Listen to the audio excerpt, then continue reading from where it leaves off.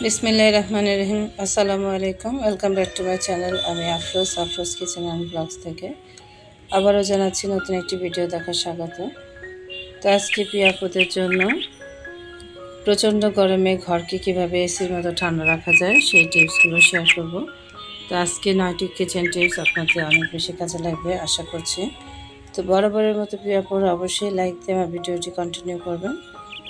তো 1 নম্বর টিপসটি হচ্ছে হালকা রঙের চাদর ব্যবহার করা।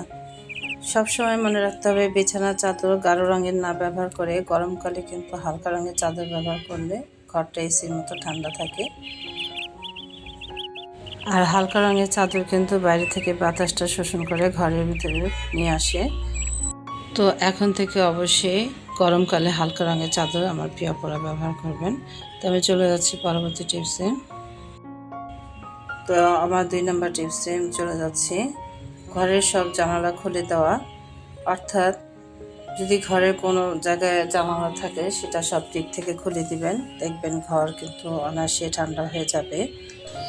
আর ঘরে যখন বাতাস আপ ডাউন করবে তখন কিন্তু ঘরটা ঠান্ডা থাকবে। 3 নম্বর টিপসটি হচ্ছে ঘরে অর্গানিক এসির ব্যবস্থা করা। অর্থাৎ ঘরে এসি না থাকলে কী হবে, সমস্যা নেই, আপনারা চাইলে যে অনেকগুলো ফ্রিজের মধ্যে পানি জমিয়ে বরফ করে সেই বরফের কুচিটা কিন্তু টেবিল ফ্যানের সামনে রেখে দিলে যখন বাতাসটা বের হবে তখন কিন্তু একদম এয়ার কুলারের মতো বাতাসটা লাগবে, একদম এসি।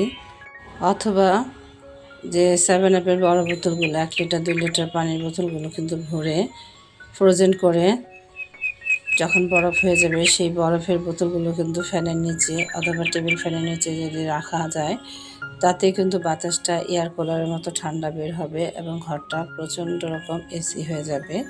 তো আশা করছি আমার প্রিয় আপুরা এই টিপসটাও অ্যাপ্লাই করে দেখতে পারেন, অনেকটাই শান্তি পাবেন গরমকালে। তো আমি চলে যাচ্ছি আমার পরবর্তী টিপসে। তো আমার প্রিয় আপুরা যদি দেখতে দেখতে এই পর্যন্ত আমার সাথে চলে আসেন তো অবশ্যই একটা লাইক দিয়ে বাকি ভিডিওটা কন্টিনিউ করে নেবেন। আর যারা এই কাজটি অলরেডি করে দিয়েছেন সেসব আপু ভাইয়া এবং আন্টিদের জানাই অসংখ্য ধন্যবাদ। যারা আমার ভালোবেসে আমার ভিডিওগুলো দেখেন তাদের জন্য অনেক দোয়া এবং অনেক শুভকামনা, অনেক বেশি ভালোবাসা রইল। তো আমার পরবর্তী টিপসটি হচ্ছে আরও বেশি চমৎকার। ইলেকট্রনিক্স ডিভাইস বুঝে শুনে ব্যবহার করা। অর্থাৎ যে সমস্ত কম্পিউটার বা মোবাইল অথবা ট্যাব ল্যাপটপ আমরা ব্যবহার করি তো প্রয়োজন ছাড়া অপ্রয়োজনে ব্যবহার করার দরকার নেই। প্রয়োজন শেষে সেগুলো ডিভাইস একদম সম্পূর্ণ অফ করে রেখে দেওয়া, এতেও কিন্তু ঘরটায় দারুণ ঠান্ডা থাকবে। তো অবশ্যই রাতে শোয়ার আগে এই ডিভাইসগুলো অফ আছে কিনা সম্পূর্ণটা চেক করে তারপরে ঘুমাতে যাওয়া উচিত, এতেও কিন্তু ঘরটা অনেক বেশি ঠান্ডা থাকে। তো আশা করছি এই টিপসটি অবশ্যই আমার প্রিয় আপুরা ফলো করবেন। এতে কিন্তু যেমন ইলেকট্রনিক্স বিলটাও সাশ্রয় হয়, সেই ক্ষেত্রে আমাদের রুমটাও কিন্তু এসির মতো ঠান্ডা থাকবে। তো আমার পরবর্তী টিপসটি হচ্ছে যে ঘরের ভিতর কিছু ইনডোর প্ল্যান্ট ব্যবস্থা করে রাখা।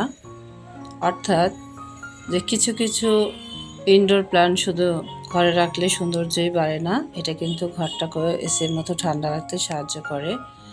আর সেই ক্ষেত্রে সবুজ যদি ঘরের ভিতর থাকে সেখানেও কিন্তু একটা অক্সিজেন পাওয়া যায়।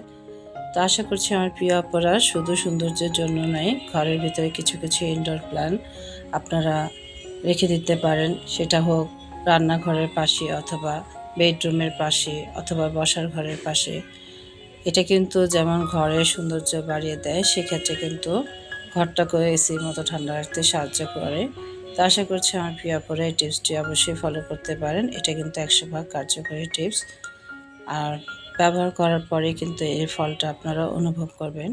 তো আমি চলে যাচ্ছি আমার আরেকটি পরবর্তী টিপসে।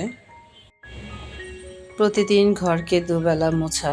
অর্থাৎ ঠান্ডা পানি দিয়ে যদি কাপড় ভিজিয়ে সকালে অথবা রাত্রে শোয়ার আগে যদি ঘরটা মুছে নিই তাহলে কিন্তু ঘরটা অনেক বেশি ঠান্ডা হয়ে যায় এবং সেই ক্ষেত্রে ঘরটা কিন্তু এসির মতো হয়ে যাবে।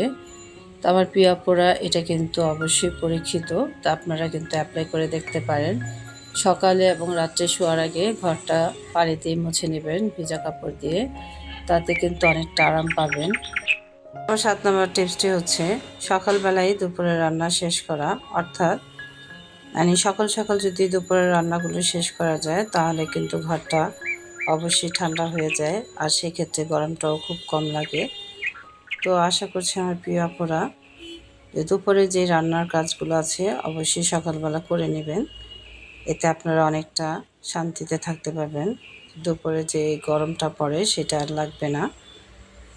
তো এই টিপসটি অ্যাপ্লাই করে দেখতে পারেন, অনেক বেশি কাজে লাগবে। তো পরবর্তী টিপসটি হচ্ছে সিনথেটিক চাদর ব্যবহার না করা, অর্থাৎ যে আমরা বিছানা যে চাদরগুলো ব্যবহার করব অবশ্যই সুতি চাদরগুলো ব্যবহার করব, এতে কিন্তু ঘরটা অনেক বেশি ঠান্ডা থাকবে। আর সিনথেটিক কাপড় ব্যবহার করলে ঘরটা গরম হয়ে যায়। তো সেই ক্ষেত্রে অবশ্যই নির্বাচন করতে হবে সুতি চাদরগুলো। তো আশা করছি আমার প্রিয় আপুরা এই টিপসটি থেকে অনেক বেশি উপকৃত হবেন ইনশাআল্লাহ। তো আমার পরবর্তী এবং শেষ টিপসটি হচ্ছে আরও বেশি চমৎকার। তো প্রচণ্ড গরমে যখন বেলকনি অথবা ছাদে ফ্লোর অনেক বেশি গরম হয়ে যায়, তো সেই ক্ষেত্রে কিন্তু আমরা আরেকটা কাজ করতে পারি। বিকেলবেলা সে বেলকনিতে পানি ঢেলে অথবা ছাদের যে ফ্লোরটা আছে সেখানে কিন্তু পানি ঢালার ব্যবস্থা করে রাখতে পারি। এক্ষেত্রে কিন্তু অনেক বেশি ঘর ঠান্ডা হয়ে যাবে। তো অবশ্যই আপনারা চাইলে এই টিপসটি ব্যবহার করতে পারেন এবং অনেক বেশি উপকৃত হবেন ইনশাআল্লাহ। তো আজকে এই 9টি কিচেন টিপস প্রচণ্ড গরমে ঘরকে এসির মতো ঠান্ডা রাখতে সাহায্য করবে। তো আশা করছি এই টিপসগুলো আমার প্রিয় আপুদের কাছে অনেক বেশি ভালো লাগবে ইনশাআল্লাহ। তো আবারও দেখা হবে পরবর্তী ভিডিওতে। আল্লাহ হাফিজ।